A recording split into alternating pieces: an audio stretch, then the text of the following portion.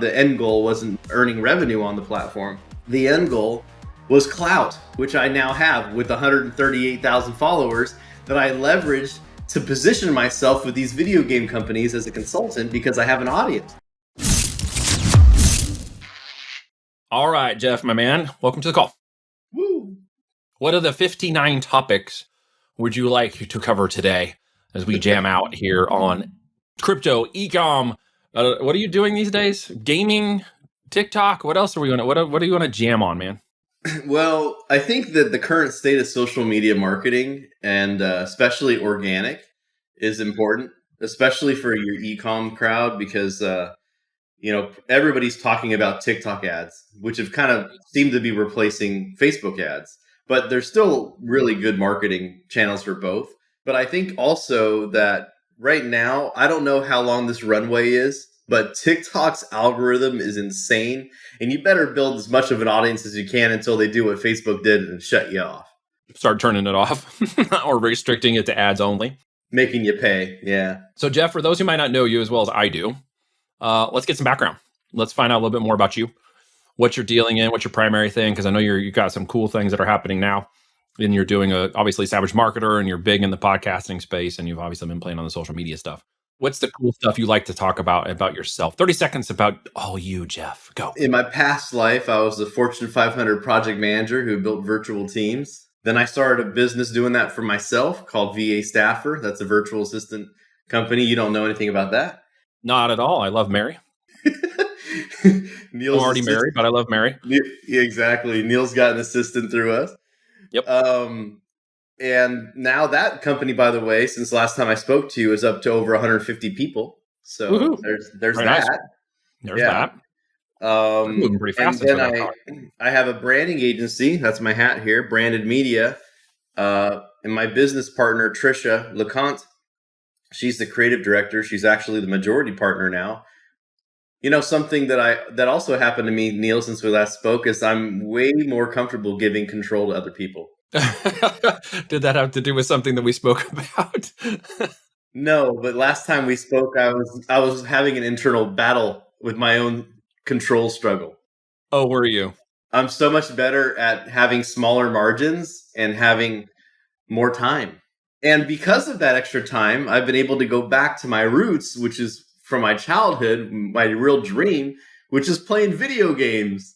And that's how it all intertwines. So my other hat, which I left in the other room, is my crypto gaming team hat, my Savage Marketer crypto gaming team, where I'm actually working with game developers now. You know, most people don't know this about me, but in my past life, I used to work with cool companies like Twitch.tv and Riot Games, who made League of Legends, and High Res Studios. I'm out here towards the Bay Area. So, I grew up playing in a LAN center, if no one knows what that is, because I know what that is, bro. Not as old as me and you. We used to do it back in the day with the dip switches and Doom, right? Where you had to get everything. Took 2 hours just to get it all configured so like all 4 players could get on at the same time in the LAN. That was computers and internet were not good, and they were not as easily accessible as they were today. Nope. So we used to have to go and pay by the hour to go to places where they had good computers and internet set up.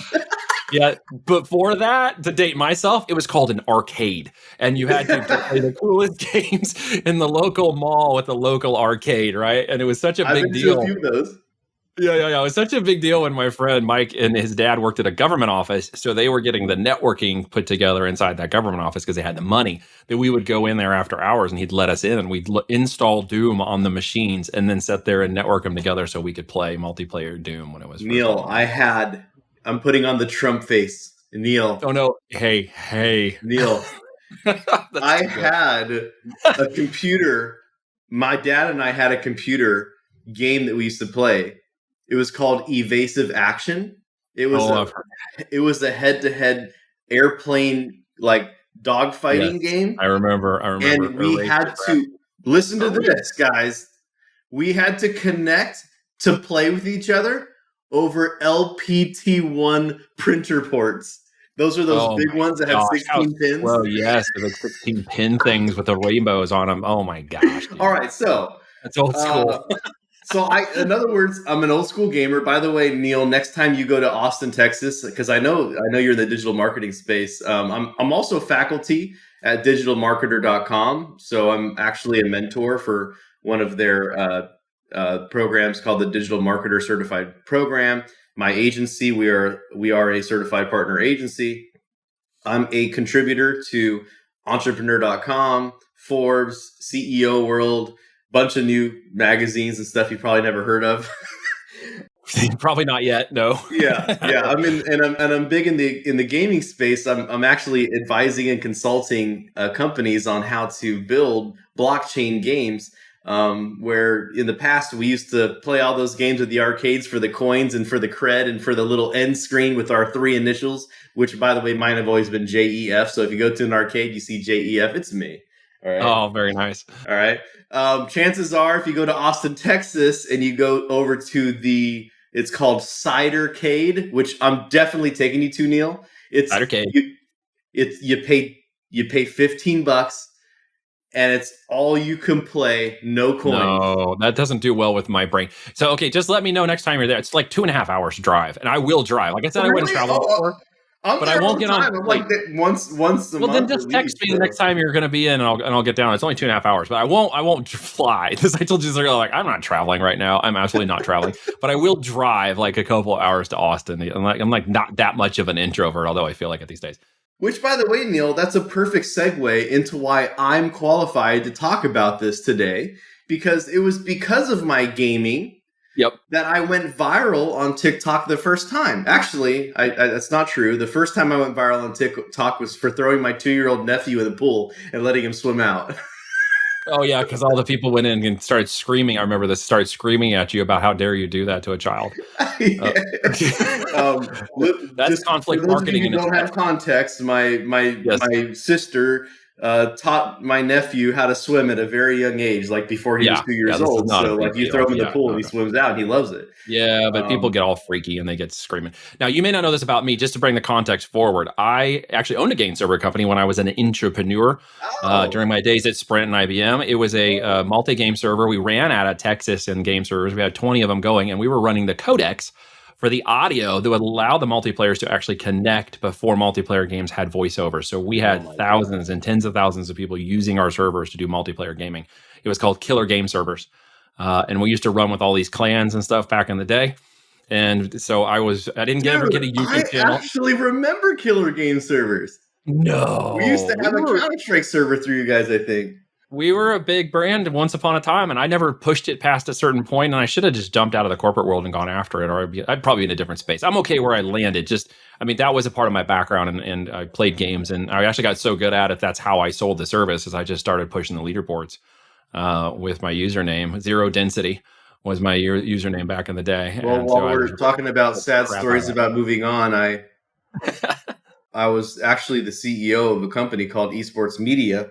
I had what we call adventure capital. If you guys don't know what that is, that's when someone who has no business investing in you takes an adventurous friends, family, and fools. Yeah. Basically friends and family. This guy's name's Dolph Santrine, way out in West Virginia. He just loved my idea about the future of esports and gaming. And I wanted to create a media company. And we became the #1 streamer on Justin.tv. Nice. Oh, that's old back in the day. Yeah. And as a matter of fact, I was in the email thread with Justin Kahn and Kevin Lynn and all those guys coming up with a new name, because now gaming was the overall most streamed platform on Justin.tv, which it wasn't designed for. The brand wasn't built for it. It was all around Justin Kahn, which is why it's called Justin.tv. And I remember going, and they had a list of things. I voted for Twitch.tv. I was actually at the launch party. You could say I wouldn't say I was an official MC for it, but I was definitely one of the most vocal voices there, being, one of the head streamers on the platform. And ironically, I gave all of that up and sold my shares of the company to a game developer because I didn't think it was going to go anywhere. Oh, I have too many of those stories. It pains me to hear that. It pains me. But look, man, where you got to, and you're like one of the first people I followed organically on TikTok to watch, literally, because you were the first that was really taking advantage of that. Maxwell Finn has taken advantage of it on the paid traffic side, really big with his experience over there. But you're unlocking the organic. You and other people like Rachel Pedersen and stuff I know are getting and unlocking the organic, which I think is favorable to long-term brand building, especially in the physical e-commerce space. And just staying in the gaming segment of this, if anybody on Amazon or direct to consumer is not taking advantage of their ability to get into Twitch and gamers and influencing and that media market that's heading towards the NTFs and all this other place, you're missing out on a huge amount of future opportunity or even now opportunity. I have 3 devices in front of me that you can't see. One of them is this right here. This is a Nokia earbud competitor. That is huge. Yeah. It's got a serious battery charger in there, you know. That's huge, dude. Yeah, okay. It looks like 5 times the size of the iPod Pro. And I also have these awesome speakers that you're playing through right now, which you can't see. And I also have some of these HyperX headphones and a bunch of other things, the microphone, webcam.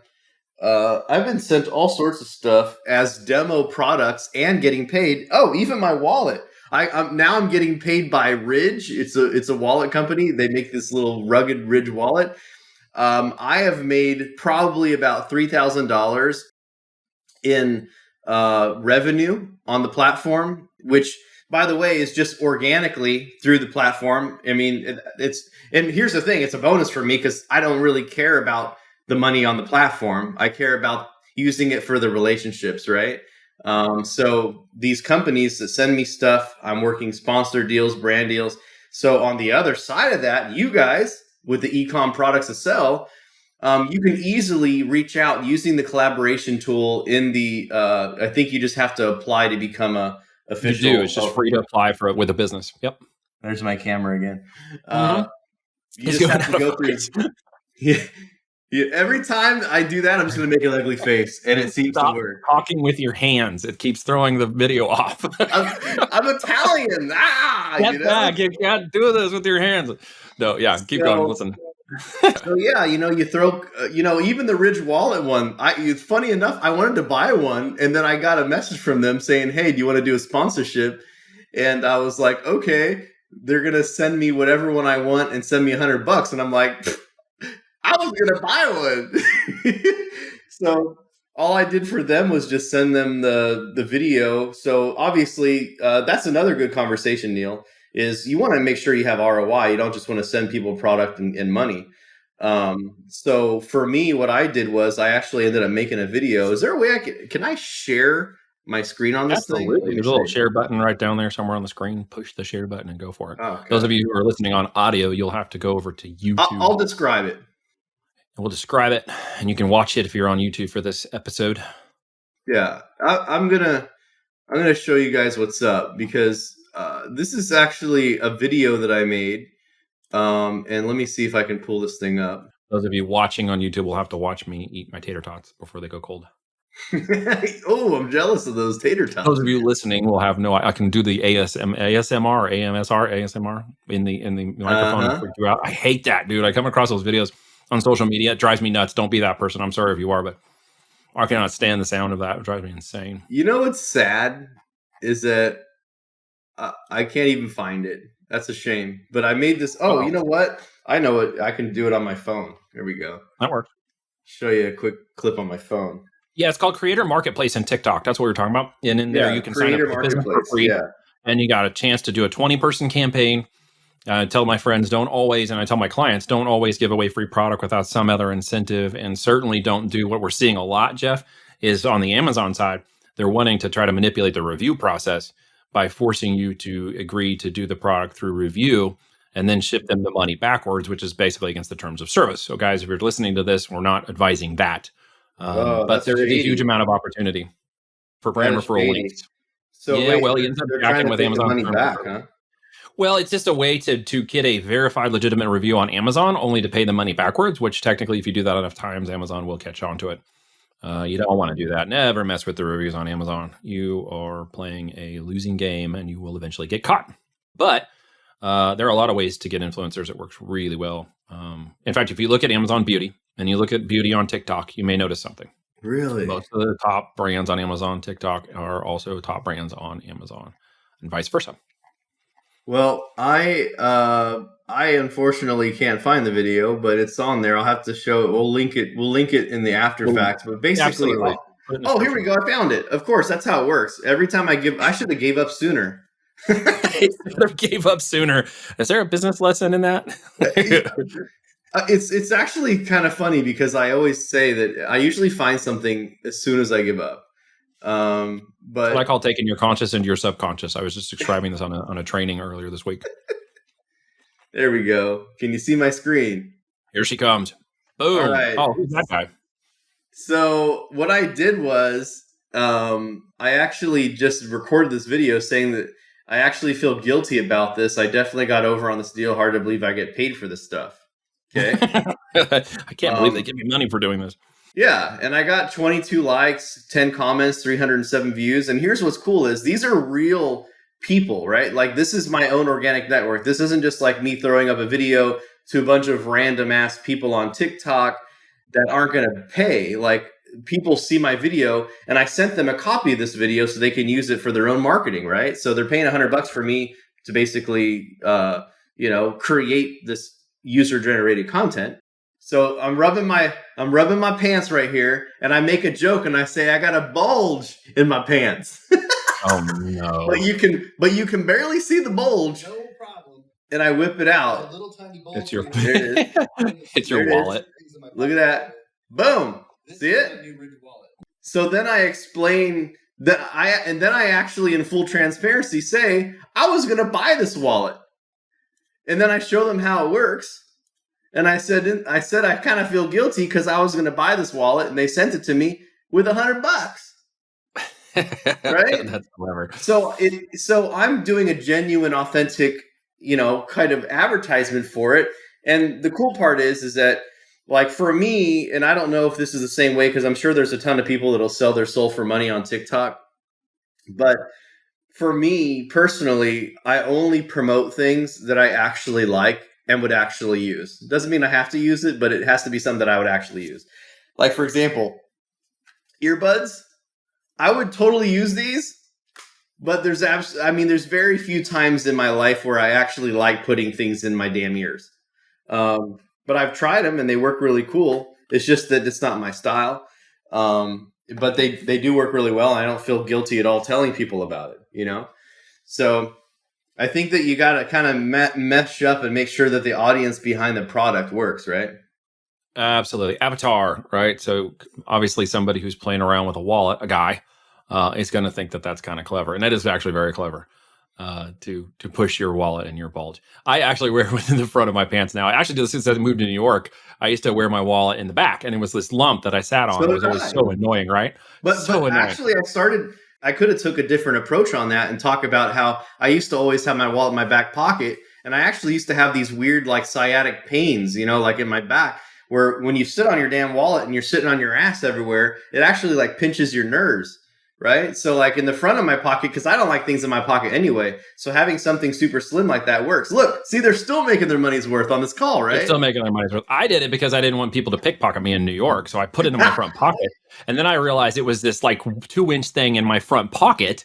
And I'm like, well, that doesn't work. It looks really weird walking around with a bulge in my pocket. It's so funny you even say that because now that I say it out loud, this is exactly why. So I got a thin line wallet that was very small and just got down to the basics and started putting it in. If you had a banana-shaped one. There is no banana-shaped wallet yet. How do you fit the cards? That would be maybe you let me stick with the product design. So that you stick with the saying, then people wouldn't be reaching for that thing. You know what I'm saying? Yeah, if it looked a funny anatomically correct up there. Gosh, the banana wallet. We may have just came up with the world's best fidget spinner. You'd just be like, hey. Someone comes up to you and it could be a humorous thing, right? You could just say, "No, man, no." What do you got? I got a brand name for it. Are you ready? I already got it for you. Oh, dang it! You gave me the brand name. You know what we're gonna call it? We're gonna call it the banana hammock. We came up with a new wallet for your pocket called the banana, and I'm gonna have Jeff do all the media for me. You know, Neil, the very first time I ever got sponsored ever to do marketing for someone's product, it was back in 2017. And it was because, oh, ironically, I was at this desk, okay? And I was in the very same scenario, except I was wearing a very expensive, like, button-up shirt with a sport coat on, and I was giving a webinar. Each person paid $1,000 to attend. And my sister comes over and she sees through my glass office door that I'm not wearing no pants. She took a picture of me, which I was embarrassed of in the beginning, but then I posted it in this group called Screw the 9 to 5, and it had hundreds of thousands of people in it. And I posted the picture and I said, I now coined this term. I'm going to call it the webcam mullet because it's business up top and a party down below. And somebody reached out to me and said, dude, you're exactly what we're looking for our brand. This is hilarious. The post went viral. People were sharing it and stuff. And it had 100 plus comments on it. And people were laughing their asses off. And probably some idea light bulbs went off in this guy's head because he owned a company called Sock and Sack. And they were like, fun boxers that you could wear around as shorts around your house instead of wearing pants, which is what I am. You know, I'm always in my boxers unless somebody has to come over. Then, you know, I have to do a 50-50 gut check. Would this person be offended if I'm in my boxers? If not, I'm wearing them. If they might be offended, then I'll put on a pair of shorts. Probably put some pants on. Wow, welcome to 2022. Because these conversations probably weren't happening in 2018 until we all went home for a while, and the whole life and style has changed. Okay, I got a question for you, legitimately, because I'm playing around with this, and I have my own TikTok account, and we put our podcast, and the reels go up there, and I know I need to be posting a lot more, and I need to figure out content and just like really start trying to post 4 times a day or whatever.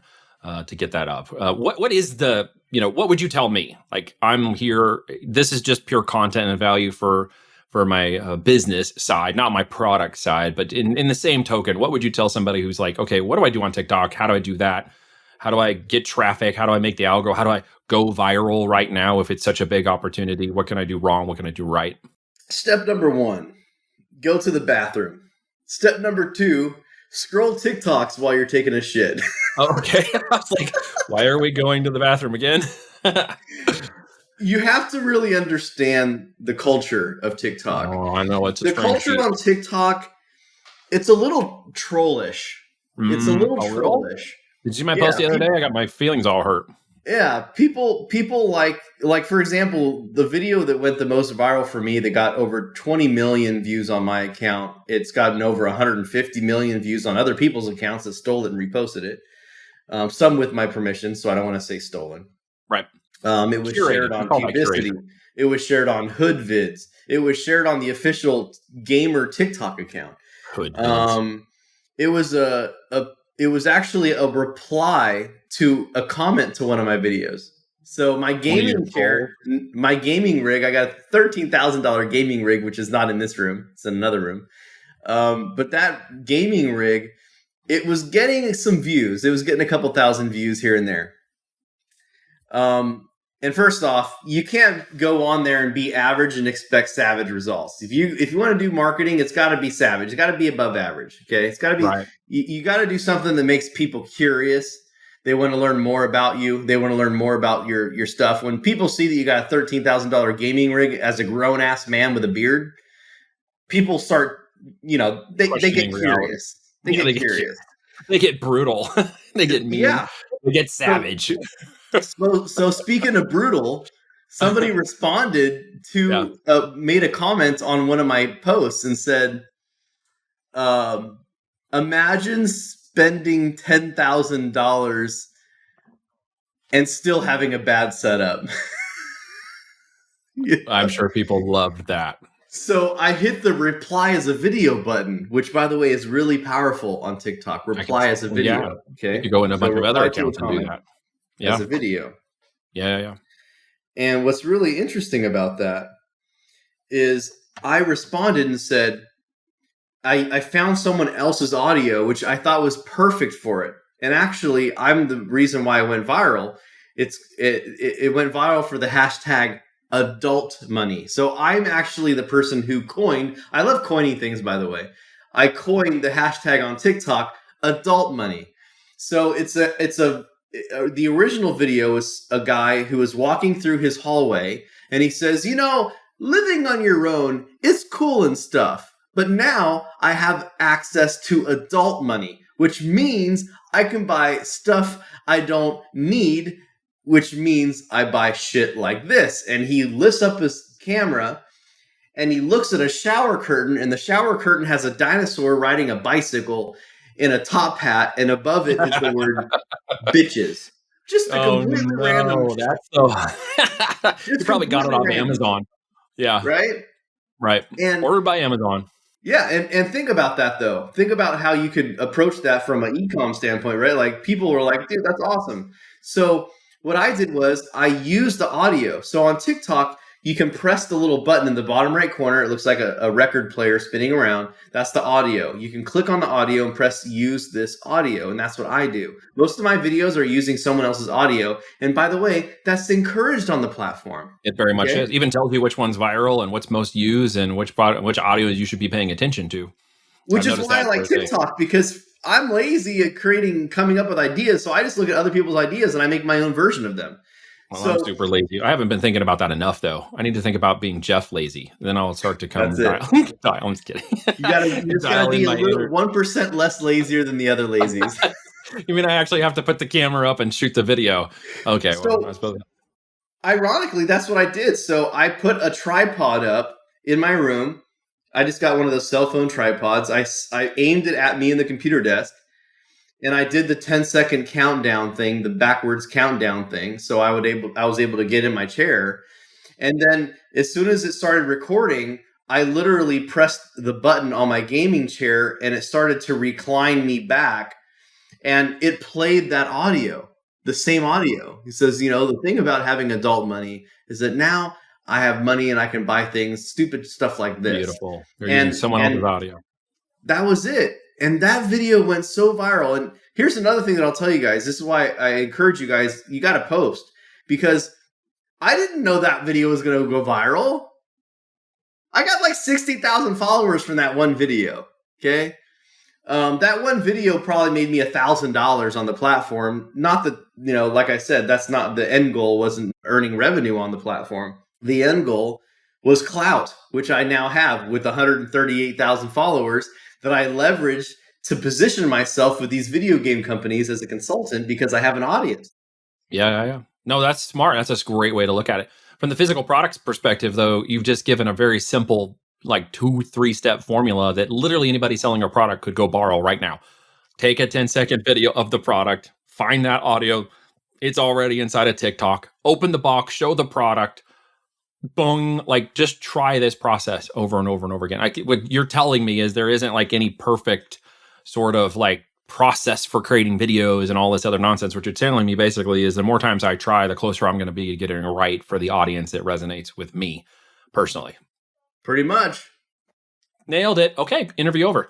I am now a TikTok expert, and I shall now be getting a masterclass course done, in which I will sell to everyone. For $9.97. For $9.97, I'll be using your audios and stealing all your content with permission, because that's curating. I'll be curating your content, and that's it, folks. No, but literally, Jeff, you've given me some great ideas today, and I really hope that those who are paying along at home, could also take some of these concepts and ideas. So you obviously post quite a bit. Try different things. Use the audio.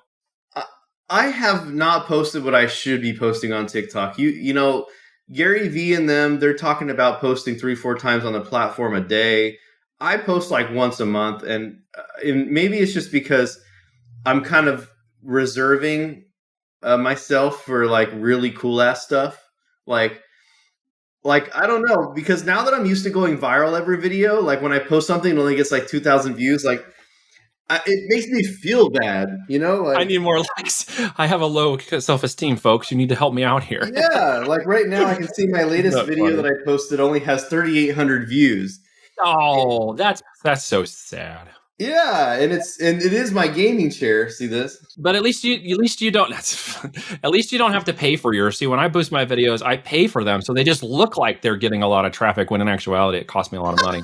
That's actually pretty sad. The craziest part is, A couple years ago, I would have died. I would have loved to get 3,000 views on a video. And now I'm like, okay, like I did a video. So remember I told you how there's this trollish thing. Yep. So me and my millionaire friends, we rented the whole top building of the whole top floor, the penthouse suite at the Palms in Las Vegas, and we had Coolio come perform during the Super Bowl. That's pretty cool. And I took some cool video of it, and I even said something trollish. I said, when your millionaire friends hire Coolio to perform at the party. Right. And I literally have this video of Coolio right here. Yep. I think that probably got a little more than 3,800 views, right? And I purposely did the part where the saxophone player was going because, like, I know in my mind I was thinking, bro, we're in this whole room. Like, the only two black people at the party were people I brought, my business partner, and I'm like, this is definitely not a gangster's paradise. Oh my God. We got the gangster's paradise guy here. He's got the dude singing. He's got the dude playing saxophone. I mean, there's just it. By the way, Coolio's hella cool and he rocked it out. But I just figured that without a lot of context and only a short 10, 15 second clip, I just wanted to let people's imaginations roll. And that video got like 17,000 views. I'm sure it got a lot of trolls in the comments. Oh, so many. But guys, let me tell you something. Even if you have an e-com product, don't delete the troll comments, guys. The troll comments feed the algorithm. And it's a beautiful thing. I'm telling you, like, if you just leverage the troll content, like imagine positioning yourself like the Squatty Potty, right? Like you're intentionally making fun of yourself. Like that works. You're reminding me right now to go back to my TikTok contents and turn all the comments back on. So you gave me some confidence today. Thank you so much for that. Yeah, forget those bad. Don't even trip. So many people are so worried about the bad comments.